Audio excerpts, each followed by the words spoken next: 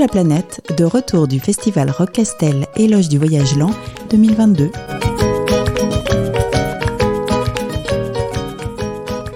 Bonjour à tous, nous sommes toujours avec le studio d'Alleux la planète sur le festival Rock Castel au Quai-Lard dans le Larzac où nous sommes installés pour réaliser des interviews. Nous avons cette chance-là. Et donc ce matin nous avons la chance d'avoir Catherine qui voyage en roller, donc c'est vrai que c'est pas commun. Très intriguant. Oui, c'est la première fois qu'on a une invitée qui voyage à roller. Mmh. On en a eu un ski roue, un kayak, trottinette, sur les mains, presque. Mais 8000 km de prévu donc, puisque tu es toujours sur ta route. Alors là, je suis toujours sur ma route et c'est maintenant 9300 km de fait, pas de prévu, mais oui, de réaliser déjà. Et j'ai pas de kilomètres de prévu. Voilà. Donc je vous rappellerai à la fin du voyage. Mais oui, j'aimerais bien quand même dépasser les 10 000 km, mais je pense que ça va le faire vite là.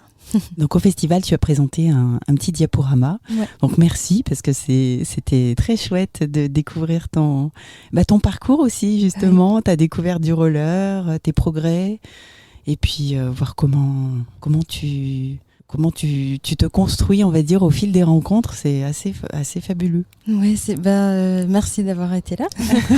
Et je me suis trop amusée pendant cette présentation. Et pour moi, c'était hyper important de partager, parce que c'est ça la vie, pour moi, c'est le partage. Donc, merci. Donc, tu as 27 ans ?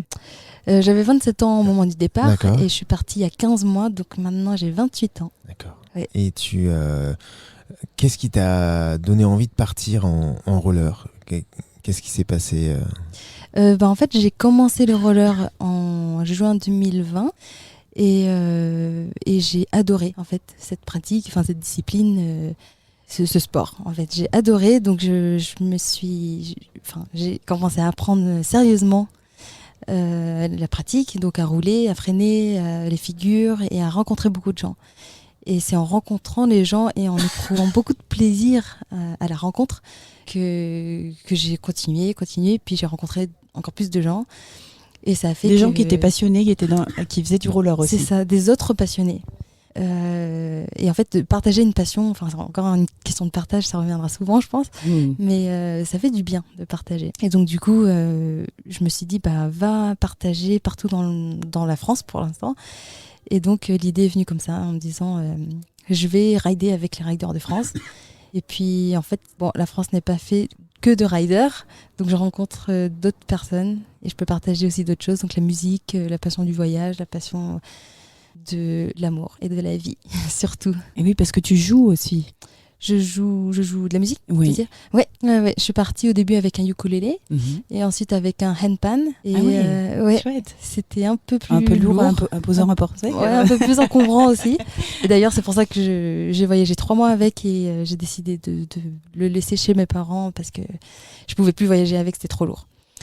Et donc du coup là maintenant j'ai plus d'instruments avec moi, mais en fait je remarque que les Français ont beaucoup d'instruments en fait chez eux. Beaucoup de Français jouent de la musique, donc j'en profite à chaque fois, piano, ukulélé, violon, sitar, dès qu'il y a un instrument en fait super, je joue. Oui, ça te permet de continuer. C'est ça.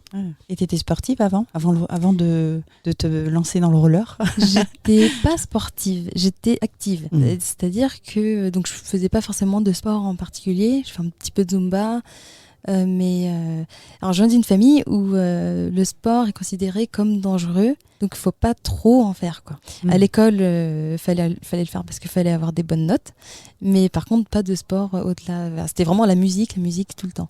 D'accord. Et là je me rattrape bien parce que j'ai décidé d'en faire tous les jours.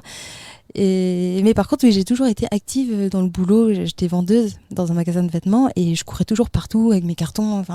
L'équipe en avait marre en fait de me voir courir partout, mais j'avais besoin de me dépenser, de courir, de faire les choses de manière très active. Et ce que tu dis dans ton diaporama, c'est que tu viens de Strasbourg. Oui. Une ville où tout le monde fait du vélo. Oui. Où tout le monde se fait piquer son vélo. Oui. Et c'est comme ça que tu as commencé le roller. Et c'est ça, c'est vraiment... Pas de vélo. c'est venu comme ça. Je me rappellerai toujours de ce jour où je suis sortie du boulot et puis je vois plus mon vélo, donc je pleure et je me suis dit mais pourquoi? Puis c'était un cadeau d'anniversaire. Mais en fait, jamais j'aurais su qu'en fait ça allait déboucher sur le roller, la passion, les rencontres, le voyage. C'est génial. Ouais, finalement, ouais. L'aventure dès le début, là, ouais. Et quand tu voyages comme ça, tu empruntes essentiellement des voies vertes, des pistes cyclables. Est-ce que tu as... d'ailleurs, tu peux nous rappeler un petit peu ton itinéraire, mais de ce que je m'en souviens, tu es descendu dans le sud, puis après, tu as été dans l'ouest de la France, et puis tu es remonté par une diagonale jusqu'au nord-est, c'est ça?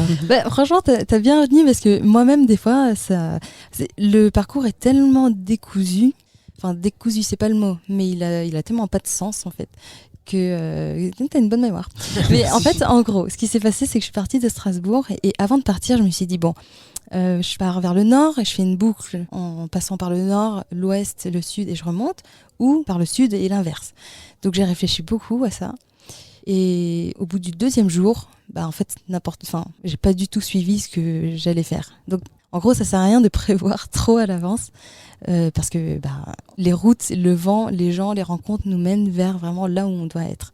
Donc, en fait, je me suis pris la tête pour rien, quoi, avant de partir. Ouais. Donc, je suis partie de Strasbourg, vers Nancy. En fait, j'ai fait le Grand Est. Je suis descendue en Bourgogne, Franche-Comté, puis du coup après les Alpes, et je suis descendue jusqu'à Nice. Et à ce moment-là, arrivé à Nice, il fallait que je remonte à Paris pour le mariage de mon frère. Et c'est là où je me suis dit, je veux remonter en roller, mais il me reste 3 semaines. Et je vois sur la carte, j'ai une carte des véloroutes de France, et je vois une belle piste cyclable qui part de Biarritz et qui monte jusqu'à Paris. Donc c'est là où je me suis dit, vas-y, je vais faire toute la remontée. Mais en fait, je suis pas arrivée à temps. Enfin, j'allais ne pas arriver à temps, donc du coup, j'ai fait du stop pour remonter pour arriver à temps. Voilà. Ah, oui. Et arrivé donc à Paris au mariage, je me suis dit, je vais redescendre à Nice pour continuer de là où je m'étais arrêtée. Et finalement, 2 mois plus tard, il y avait les fêtes de fin d'année. Il fallait que je remonte pour voir mes parents pour les fêtes. Donc c'est là où j'ai décidé de rester vers Paris. Donc j'ai fait la région parisienne. Et je suis montée dans le nord de France, en passant aussi par la Belgique. Et ensuite, du coup, je suis redescendue à Nice, parce que pour moi, c'était Nice où je m'étais arrêtée. Je suis redescendue, donc là, en passant encore par la Bourgogne, Franche-Comté, et l'Auvergne, l'Ardèche, c'était cet hiver. Je suis redescendue sur la Côte d'Azur. J'ai fait une partie de la Côte d'Azur, puis j'ai eu la chance d'être envoyée en Corse. J'ai fait toute la Corse. Je suis revenue sur le continent, et là, j'ai longé jusqu'aux Pyrénées. Et donc maintenant, là, on est... vers Montpellier, donc c'est vers les Pyrénées, quoi. Ah ouais. Et tu sais par où tu vas passer, parce que des voies vertes, des pistes cyclables, il n'y en a pas tant que ça. Tu parlais de l'Ardèche, il y en a quelques-unes, mais c'est plutôt il y a des bouts, ouais. C'est plutôt montagneux, c'est plutôt des départementales pas vraiment faites pour les rollers. Oui, mais en fait, alors j'ai 3 moyens de me diriger. J'ai déjà ma carte IGN qui regroupe les voies vertes, les véloroutes de France. Alors, je trouve moi, je connaissais pas les voies vertes, en fait. Et quand j'ai pris la route, j'ai pris une piste cyclable donc, qui était super longue, qui passait de ville en ville. Et je me suis dit, mais c'est quoi? C'est super, mais je vais envoyer tout de suite un mail au maire, quoi. Mais il a une trop bonne idée. Et ensuite, j'ai remarqué qu'en fait, il y en avait un peu partout en France. Et on a la chance d'avoir ça. Donc du coup, il y en a un peu partout, mais pas encore partout, en fait. Donc du coup, dans ce cas-là, effectivement, je prends les routes et je prends les départementales. Parce que nationales et autoroutes, j'ai pas trop envie. Et, de toute façon, j'ai pas le droit, mais j'ai pas envie. Et donc, je prends les départementales. Et les voies vertes traversent aussi l'Europe. Il y a des grandes pistes comme ça qui... Et tu as pensé à ça ou pas encore? Alors, j'y ai pensé, par contre, faut pas que ma mère entende ça. Parce que alors, mes parents sont des très bons parents, ils s'inquiètent. Donc déjà, Tour de France, ils ont eu du mal. Mais alors, s'ils apprennent que dans mes projets, plus tard, j'ai le projet de partir au-delà des frontières françaises, notamment, par exemple, France-Vietnam en roller. Ça, c'est un de mes projets. Je pense qu'ils font une syncope. Donc, il faut vraiment pas le dire. Hein. Je compte sur vous. Mais oui, bien sûr. Enfin, ça donne envie quand tu vois les routes qui partent d'un pays, qui traversent plein de pays. Enfin, ça donne envie, quoi. Justement, quand tu parlais quand tu présentais ton voyage, tu parlais de rassurer tes parents ou de préparer tes parents en plus de préparer le voyage. Oui. C'était quelque chose de compliqué pour eux de te voir partir comme ça à l'aventure. D'autant que, parce que c'est la question suivante, tu pars sans argent. Oui. Donc tu es dépendante de l'accueil des gens. Oui. Et ça doit être un stress, je sais pas si on peut le dire comme ça, pour tes parents. Mais carrément, en fait, quand je leur ai annoncé, alors la première action, c'était on comprend pas, en fait. Là, on te demande une seule chose dans ta vie, parce qu'on sera, pas là jusqu'à la fin de ta vie. C'est qu'en fait, on veut que tu aies un travail stable pour avoir un revenu stable, pour manger tous les jours et avoir un toit. Et c'est tout ce qu'on te demande. Et là, tu quittes ton boulot, tu quittes ton appartement et tu pars sans argent. Donc, ils ont essayé de négocier. On t'envoie de l'argent tous les jours. Prends un hôtel au moins. Enfin, vraiment, ils ont essayé au début, ils ont essayé de me dire de pas partir. Puis ensuite, ils ont essayé d'avoir un compromis. Et finalement, alors notre compromis, c'est que moi, je leur ai promis de ne jamais mourir de faim et de dormir sous un toit tous les jours. Moi, je leur ai dit ça, j'aurais promis ça et j'essaie d'honorer cette promesse. Et eux, en contrepartie, ils me font confiance. Ils me font confiance, ils me laissent partir. Moi, je leur donne quand même des nouvelles régulièrement. Voilà. Par contre, je suis consciente en fait que c'est éprouvant pour eux et que tous les jours, ils s'inquiètent parce qu'ils se demandent où est ma fille. Est-ce qu'elle mange? Est-ce qu'elle est au chaud? Est-ce que tout se passe bien pour elle? Et c'est une source d'inquiétude qui est quotidienne, j'en suis consciente, et c'est pour ça que je prévois à la fin du voyage d'aller m'excuser en fait. Parce que c'est pas cool en fait de faire souffrir entre guillemets quelqu'un. Et puis après, je leur dirai merci. Parce que grâce à eux, j'ai pu vraiment vivre une vie riche et remplie de joie et d'amour, quoi. Est-ce qu'ils ont vu déjà ton diaporama ou pas ? Le diaporama, non. Non. Ils ont Donc ils savent pas, ils ont pas vu en fait ce que tu vis justement, comme nous on a pu le voir, et du coup peut-être être rassurés. Oui, ils sont. Alors eux, ils suivent quasiment quotidiennement de par ce que je leur raconte, et j'essaie d'insister sur les points positifs. Et du coup, ils ont ce regard-là, donc de jour en jour. Enfin, je pense qu'ils savent que ce que je vis, c'est bien. Enfin, c'est bien pour moi, ça me développe. Et mais pour autant, ils restent quand même. Ce sont mes parents. Et vu que je suis la dernière, j'ai un grand frère et une grande sœur. Pour moi, je reste toujours le petit bébé, le bébé de la famille, quoi. Et pour toujours, en fait. Donc. Voilà, même s'ils sont contents, je ressens leur fierté quand même d'une certaine manière, même s'ils ne me le diront pas. Mais je le ressens, mais quand même, ils s'inquiètent. Et ça me ferait bizarre qu'ils ne s'inquiéteraient pas en fait. Ça ferait bizarre l'inverse. Donc c'est bien. Pourquoi être parti sans argent ? En fait, c'est une bonne question. Pour moi, c'était la formule qui se présentait sans... au début, je ne sais pas en fait. Mais après y avoir réfléchi, je pense que c'est pour avoir cette liberté financière en fait, de me dire j'ai pas à m'occuper d'un budget, je me dis pas ah là les jours sont comptés ou alors il faut que je jauge en fonction de mon budget. En fait là c'était vraiment t'as pas de budget en fait donc tu t'occupes pas de ça, t'es libre sur ce point-là aussi. Et c'est vrai que alors, se libérer de cette chose, l'argent c'est un très bel outil, j'aime beaucoup et ça sert beaucoup, mais à partir du moment où ça devient une fin et qu'on y accorde peut-être trop d'importance, ça peut en fait biaiser ce qu'on vit ce qu'on vit. Et voilà. Je pense que le rapport à l'argent est très intéressant à se questionner, le rapport personnel qu'on a avec. Alors dans ton diaporama, c'est impressionnant parce que tu fais des cols.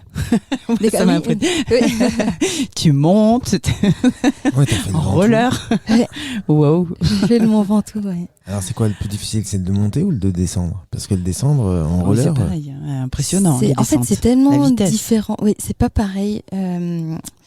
Alors c'est difficile, tous les deux, tu peux trouver de la difficulté, tu trouves aussi du plaisir dans les deux. Dans la montée, moi ce que j'adore, c'est l'effort mental que ça te demande. Alors physique, évidemment, mais beaucoup mental, parce qu'il y a plein de moments où en fait ton corps il est en souffrance, tes muscles ils brûlent, et tu te dis mais allez, tu peux le faire, et fais-le à ton rythme, mais tu peux le faire. Et donc tu y vas, et à la fin, tu arrives au sommet, et voilà quoi, t'es fière. Tu dis mais je l'ai fait toute seule, et ça c'est vraiment ça fait du bien, une satisfaction. La descente, faut être très concentré et il faut faire attention, parce que là je pense que le danger est plus grand.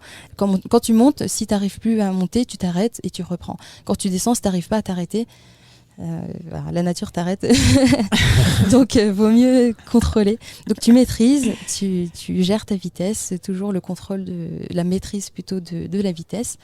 Et puis après, c'est comme ça que tu kiffes, en fait, que tu commences à kiffer les descentes. Et au début, alors je te cache pas, dans les Vosges, les premières montées, les premières descentes que j'ai faites, je les ai faites en marchant sur l'herbe à côté. La première montagne que j'ai descendue, je l'ai descendue à pied, les rollers au pied, mais en marchant sur l'herbe, parce que j'avais trop peur. Et maintenant, je suis en kiff total quand je descends un col, quoi. Donc en fait, moi je me demande comment tu ralentis en fait. Oui. Quand tu es prise comme ça dans une descente. Oui. En fait, tu mets un patin, ça s'appelle un freinage en T en fait. Donc il y a un patin qui est droit, et il y a un patin qui se met derrière en perpendiculaire. Ça fait que ça use les roues, mais par contre ça te ralentit. Ouais, ça te ralentit assez pour pouvoir faire un freinage sec si jamais tu dois t'arrêter de manière sèche. Ouais. Donc toujours maîtriser sa vitesse, quoi. Ouais. Je voudrais qu'on revienne sur le sans argent. Ouais. Comment tu fais du coup pour te nourrir ? Alors pour me nourrir, typiquement une journée classique, même si les journées sont toutes différentes, mais le matin, je me lève, je mange un petit déjeuner si mon hôte me propose, et ensuite je prends la route. Et là, moi je roule jusqu'à ma destination à peu près prévue, donc la ville que j'avais visée. Donc du coup, en fait, moi je m'arrête pas, et donc je mange pas le midi. J'arrive vers 16h, 17h, donc si vraiment là j'ai faim, et je me dis donc je vais voir les boulangeries, les épiceries, la fin d'un marché, pour demander les invendus. Donc vraiment je me présente, je leur raconte mon voyage, et là je leur demande s'ils n'ont pas des choses à me donner. Et en fait les gens donnent beaucoup. En fait, les gens sont vraiment généreux. Demandez juste pour l'expérience, je vous invite à essayer de le faire. Et vous allez voir que les gens, vraiment, ils donnent, quoi. Ils ne laissent pas quelqu'un avoir faim. Et des fois, ils ne peuvent pas donner parce que les règles du magasin. Oui. Mais en tout cas, on trouve toujours des gens qui aident. Et sinon, autrement, c'est les poubelles des supermarchés. À l'heure de la fermeture, on trouve encore beaucoup de choses. Et les collèges, les lycées qui donnent après le service des élèves, où ils doivent jeter, mais donc du coup... des fois ils offrent des plateaux repas. Et puis si j'ai pas faim, j'arrive à 16h dans la ville, je me pose, je fais une petite sieste sur un banc, et après je cherche l'hébergement, et là je mange avec l'hôte qui m'accueille le soir. Alors ça a toujours été facile pour toi, à la fois de demander l'hébergement et de demander à manger ? Alors facile, je dirais oui, parce que en fait, quelqu'un qui refuserait, c'est tout. C'est juste qu'il refuse. Et s'il me donne... En fait, c'est ça que je me dis, j'ai rien à perdre, en fait. Donc, je demande, et s'il me donne, j'ai tout gagné. Et s'il me donne pas, je demande ailleurs. Et j'ai pas cette notion, j'en ai beaucoup discuté, du dérangement, de déranger la personne quand on demande. Et en fait, c'est un rapport qui est vachement personnel. Parce que moi, personnellement, si on me toque à ma porte très tard le soir et qu'on me demande de l'aide parce qu'ils en ont besoin, pour moi je me sens pas dérangée. Je me sens dérangée si je lui dis que j'ai pas de quoi l'aider et qu'il insiste. À partir du moment où il insiste. Donc voilà, moi j'applique ça. Je me dis je vais toquer chez les gens, et si jamais ils peuvent pas, je vais jamais insister. Même si je vois dans leur regard un doute, tout de suite je vais leur dire je suis pas là pour déranger. Donc voilà, avec le sourire, et je repars. Mais je pense qu'à ce moment-là, tu déranges pas encore. Si jamais il te dit non et que tu dis mais si, tu peux m'aider. Voilà, je me vois pas faire ça. Voilà. Donc le seuil en fait du dérangement est propre à chacun et moi le mien c'est ça. D'accord. Et t'es jamais resté sans manger, sans endroit pour dormir parce que t'as un sac à dos, est-ce que t'as un duvet, est-ce que t'as des choses quand même au cas où? Oui, tu as quoi dans ton sac? Alors, les objets au cas où, c'est pas pour moi. Parce que j'ai un petit sac. Alors, je suis partie avec un sac au début qui faisait 8 kilos à peu près. J'ai changé de sac plusieurs fois par rapport notamment aux instruments de musique que j'ai emmenés. Et maintenant, j'ai un sac qui est tout petit, c'est un sac d'enfant d'ailleurs, et c'est un 10 ou 15 litres. Et donc, il pèse 3 kilos, je pense, 3 à 4 kilos. J'avais un duvet, je m'en suis débarrassée parce que je m'en servais jamais. J'avais d'autres affaires, plus d'habits, je m'en suis débarrassée petit à petit. Et maintenant, j'ai vraiment un petit sac. Et donc, du coup, est-ce que c'était ta question, c'est est-ce que c'était difficile? Non, qu'est-ce que tu as dans ton sac et est-ce que tu as des choses au cas où, comme justement comme le duvet, comme Ouais, c'est ça. Mais non, alors parce que moi j'ai une philosophie de pensée qui me dit que si tu amènes des choses au cas où, l'univers va faire en sorte que ces au cas où là te servent, parce que tu fais pas les choses pour rien dans la vie. Donc si je l'ai expérimenté. Un ami un jour m'a rejoint avec une tente, voilà, parce qu'il n'a pas trop bien compris le principe, mais bon, il a pris une tente et on a dormi en tente. Et à un moment donné, il s'est débarrassé de la tente et on a redormi chez les gens, pas dans leur jardin en tente, mais du coup chez les gens. Et donc c'est ça, c'est si tu as des choses, si tu ramènes de quoi te soigner, peut-être que tu vas te blesser et que du coup tu vas t'en servir. Maintenant, moi je pense que quand tu as besoin de quelque chose, tu le trouves aussi. Donc partout, enfin je veux dire, pour te soigner, tu peux aller chez quelqu'un et te soigner. Si c'est un duvet, tu peux trouver. Et un jour, je roulais et je tombe sur quelqu'un en vélo et il me dit tu vas où comme ça? Je lui dis je vais à Châtres-sur-Cher. Et il me dit ah mais c'est chez moi. Je lui fais oui d'ailleurs je vais dormir chez toi ce soir. Il me dit ah ok, mais par contre j'ai pas de matelas. Et en fait on a fait le tour du voisinage, puis on trouve, on trouve toujours quelque chose. On a tout, en fait on a tout ce qui est sur la terre. Pour moi nous appartient et en même temps rien ne nous appartient. Donc si on n'a pas trop cette question de possession, de propriété privée, en fait on a tout et c'est là où on est riche, je trouve. On a tout. Je suis riche. Bravo. Et tout se passe toujours bien. Chez l'habitant, tu nous as raconté quelques anecdotes hier. Oui. Je ne sais pas si tu veux nous en raconter quelques-unes au micro de la radio. Mais oui, avec plaisir. Alors, est-ce que tout se passe bien? Je dirais que au final, tout se passe bien. Mais non, en fait, il y a des galères. Il y a vraiment beaucoup de galères. Et notamment techniques. Alors moi, la chose que j'ai le plus de mal à supporter, c'est quand je me retrouve sur des routes qui ne sont pas praticables en roller. Parce que le roller, c'est sur de la route lisse. Sans gravillon. Et sans gravillon. Alors, dès que tu as de la terre, de l'herbe, du sable ou un peu des routes rugueuses, tu ne peux pas rouler. Et ces moments-là, du coup, il y en a. Et donc, dès que je me retrouve sur ces routes-là, en fait, alors déjà, je pleure à mon cou parce que c'est hyper frustrant. Oui. Et ensuite, des fois, je me dis, mais pourquoi je suis partie? Enfin, c'est dur. Pourquoi je suis partie? Pourquoi je suis pas chez ma mère, là, à boire mon petit café au chaud? Et en fait, du coup, j'avance quand même. Puis, soit je déchausse, soit j'avance avec mes rollers au pied. Et à un moment donné, ça redevient lisse. Donc là, hop, je peux rerouler. Et puis à un moment donné, ça redevient rugueux. Et en fait, ça, c'est la vie. J'ai une analogie avec ça. C'est que dans ta vie, des fois, tu as des moments, ça va être lisse et ça va être cool et tout va bien fonctionner. Et parfois, ça devient plus compliqué. Mais il faut avancer. Parce que si tu restes dans cet endroit compliqué, tu restes en fait. Si tu avances petit à petit, et en fait, tu retrouves des endroits lisses. Et parfois, tu es accompagné par des gens que tu croises sur ta route et ça t'aide à avancer. Les rencontres, c'est vraiment, moi, mon voyage, il me fait penser à la vie. Mais je pense que c'est la vie, en fait. Ouais. Et dans la vie, il y a des galères. Et donc, les galères que j'ai pu rencontrer... Alors, par exemple, je vais raconter l'histoire des rollers on voulait me voler mes rollers.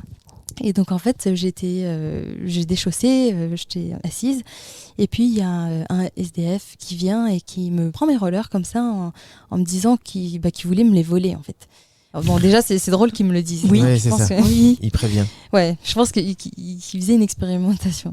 Bon, et donc du coup, je lui dis, il me dit, je vais te voler tes rollers, et donc je lui demande, mais qu'est-ce que tu vas faire avec mes rollers? Enfin, je chausse du 36, ça va pas t'aller.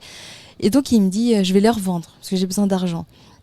Et là, donc, je me dis, mais alors, tu les revends combien? Et donc il réfléchit et puis il me dit, je vais les revendre 60 €. Et en fait, moi, je connais le prix de mes rollers, et maintenant, avec les petits ajouts que j'ai faits, ils valent plus que 60 €. Donc, je me dis, ok, ça vaut le coup, il faut que je les rachète, quoi. C'est une affaire que je vais faire. Donc, je lui dis, vas-y, attends-moi là, j'arrive, je vais chercher 60 € et je reviens, je te les rachète. Et en fait, bon, sur le coup, je crois qu'il ne s'attendait pas à cette réponse. Donc, du coup, il me les a laissés comme ça en disant, mais non, c'est bon. Et en fait, moi, je me suis dit, mais s'il a besoin d'argent et que moi, j'ai besoin de mes rollers, ça tombe trop bien, en fait. Et bon, finalement, je les ai eu gratos. J'ai trop de chance. Mais voilà, enfin, il aurait pu partir avec, mais c'est ok aussi. Enfin, vraiment, moi, j'ai juste besoin de rollers. Donc, je me dis, si j'en ai pas, parce qu'on me les a volés ou quoi, je vais en retrouver. Puis peut-être que je vais devoir attendre quelques jours pour en retrouver, mais je sais que je vais en retrouver. Mais ça aurait pu, me rendre triste sur le coup, quoi. Et évidemment, des fois, on rencontre des personnes très différentes de nous. Et par exemple, j'ai été chez des personnes qui... Alors, je vais vous raconter plutôt, un jour, je roulais et j'arrive devant un monsieur qui vient à vélo en contresens. Et donc là, je lui demande un renseignement sur la route. Cette route, elle était difficile. Est-ce que ça continue longtemps et tout ça? Et il me dit oui, c'est un vieux monsieur qui devait avoir 70 ans passé. Il me dit oui, c'est difficile, mais vous allez faire comment et tout ça. Donc je lui dis, avec ma positive attitude, je lui dis, portez-moi dans vos pensées et dans votre cœur, et je vais y arriver. Et là, il me dit, mais je vous porte dans mes bras en faisant un signe pour me faire un câlin. Donc moi, alors, je suis j'adore les câlins, donc ok. Et on s'embrasse comme ça. Et là, il me retient et il veut me faire des bisous. Et je sens qu'il veut me faire des bisous sur la bouche. Mais moi, j'ai pas envie. Du coup, il commence à essayer de me toucher, me toucher le cou. Donc là, je lui attrape les mains comme ça. Je lui dis, vous vous appelez comment, monsieur? Et là, il me dit, je m'appelle Patrick. Je dis, ok, Patrick. Et là, je le regarde fixement. Je lui dis, Patrick, j'ai dit non. Et si je dis non, il faut pas insister. Et je lui dis, si vous insistez, en fait, c'est dommage parce que là on parle, ça se passe bien, et si vous insistez, ça va pas bien se passer. C'est triste quand même, c'est dommage. Donc ce que je vous propose, c'est que moi je continue ma route. Et là vous venez dans l'autre sens, vous continuez votre route aussi. Je vous souhaite une belle journée et merci des renseignements. Et en fait, du coup, je l'ai lâché et j'ai continué j'ai repris ma route et lui m'a regardé partir et il a continué sa route aussi. Et voilà, chacun est parti. Mais je me suis pas sentie ni intimidée ni gênée. Enfin, c'était juste que il me proposait quelque chose et j'étais pas apte à lui rendre cette chose-là. En tout cas, à ce moment-là, voilà, c'était pas mon avis, donc je lui ai fait comprendre et il a accepté, il a compris. Il y a ce côté-là, effectivement, tu en as parlé hier lors de ton intervention, ce côté je suis une femme seule et tout peut arriver chez les gens parce que les gens te font confiance quand ils t'accueillent, mais tu leur fais confiance aussi quand tu vas chez eux. Ouais, c'est une grande partie la confiance dans mon voyage. Et effectivement, on peut s'imaginer les pires scénarios. Et en fait, moi, ce que j'aime bien, c'est imaginer les meilleurs scénarios aussi, tout en ayant conscience du pire. Et donc, du coup, beaucoup de gens me disent, mais c'est hyper risqué ce que tu fais. Enfin, moi, je le ferai jamais, je laisserai jamais ma fille faire ça, c'est hyper risqué. Et moi, je réponds, mais vous avez raison, c'est hyper risqué. Je risque tellement de faire de belles rencontres et de passer de bons moments. Alors, franchement, j'avoue, je réfléchirai mieux la prochaine fois.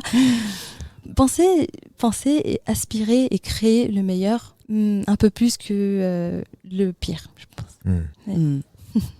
Tu parlais de de technique, de matériel, ces rollers-là, ils s'usent. Donc tu changes pas le roller complet, tu changes les roues à chaque fois. Oui, c'est ça. Combien de roues t'as changé depuis que tu es parti? Et c'est mon 3e jeu de roues. Okay. Et c'est hyper aléatoire parce que le premier jeu de roues a duré 11 mois, le deuxième 2 mois. Ah oui. Et là, j'en suis à mon 3e là. D'accord. Donc, je sais pas, la qualité des roues sans doute, des routes aussi. Et, mais c'est quand même du bon matériel parce que normalement, si je roule, je fais à peu près 80 km par jour. Tous les jours, normalement, des roues standards, tu les changes même peut-être tous les mois, je crois. Je pense que tu les changes vraiment régulièrement. Et celles-ci, elles tiennent super bien. Merci aux constructeurs de ces roues. Et justement, ces rollers, c'est des rollers de compète, c'est des rollers classiques que tu as achetés. Ce sont des rollers d'une marque spécialisée dans le roller. Donc, c'est travaillé pour. Et moi, j'ai choisi le haut de gamme. D'accord. D'ailleurs, en commençant le roller, j'ai choisi le haut de gamme. Je pense que quand on veut commencer une pratique, qu'on achète en neuf ou d'occasion, vaut mieux prendre le meilleur en fait, parce que si on se sent confortable et qu'on arrive à faire de meilleures choses, on progresse mieux. Donc, mais chacun son truc. Il y a des gens qui préfèrent acheter le bas de gamme pour commencer, pour pas dépenser. Et puis, s'ils s'intéressent plus, et ben ils achètent. Ils changent. Voilà, ils changent. Mais chacun son truc. Flo, une dernière question. Ok, moi je voudrais demander qui est Monsieur de Fursac. Monsieur de Fursac, c'est le monsieur qui est sur mon bras en tatouage. En fait, Monsieur de Fursac, mais je vous connaissais pas. C'est une égérie de mode de vêtements de luxe pour hommes. D'accord. Ouais. Et pourquoi je l'ai fait? C'est une satire. Parce qu'en fait, si tu tapes Monsieur de Fursac, tu vas voir, c'est un monsieur qui est très propre, clean. Alors que le mien, il a une cigarette, il a pas de 3 jours, des cernes. Enfin, je trouve très beau comme ça. Mais c'est une satire, pour moi, de l'industrie du luxe. Parce que je dirais pas combat, parce que je le vis pas comme un combat, mais une des choses qui me porte, qui est important pour moi dans cette vie, c'est la lutte un peu contre les inégalités, en fait, notamment de richesse, mais pécuniaire. Enfin, les inégalités, en fait, le luxe, quand tu sais que des personnes ne savent plus quoi faire de leur argent et du coup demandent à acheter une tasse à 3 000 €, alors qu'à côté, tu as des personnes qui n'ont même pas de quoi manger tous les jours. En fait, je me dis, c'est quand même bizarre. Enfin, on est dans une société un peu bizarre. Donc, ça me révolte pas, mais je trouve ça bizarre et je me dis, si j'essaye, moi, pour essayer de rendre la chose plus sensée pour moi, en fait, c'est ce que j'essaye de faire. Mais moi, dans ma vie personnelle, quoi, à mon échelle. Et alors je reviens à ça, mais le fait d'être parti sans argent, il y a de ça aussi, se retrouver confronté à des gens qui ont de l'argent et qui peuvent te nourrir ou t'héberger. Tu nous parlais hier d'un gars qui te disait mais vous n'apportez rien à la société.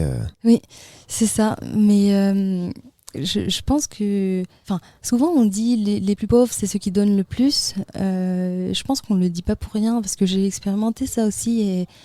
Mais c'est ok. J'ai pas envie d'avoir de jugement là-dessus. Chacun fait ce qu'il veut de son argent. En fait, c'est même pas la question. C'est qu'est-ce que tu veux? Est-ce que ça te rend heureux d'avoir beaucoup d'argent et de le garder? Si oui, très bien. Si ça t'angoisse parce que tu as beaucoup d'argent et donc tu as beaucoup à perdre, si tu veux, essaye d'expérimenter autre chose. Et moi, en fait, il y a des personnes qui sont très très riches qui m'ont hébergée. J'ai dormi dans des châteaux, j'ai dormi dans des maisons hyper luxueuses, et j'ai dormi dans des caves sur du carton, sur rien. Et puis c'était génial aussi. Ce sont juste des expériences. Et en fait, j'ai une citation que je me suis créée, en fait, une citation de Catherine, qui est pour être heureux, il ne faut pas être riche, et pour être heureux, il ne faut pas être pauvre. Pour être heureux, il faut pouvoir être riche et choisir d'être pauvre. Parce que si on prend, par exemple,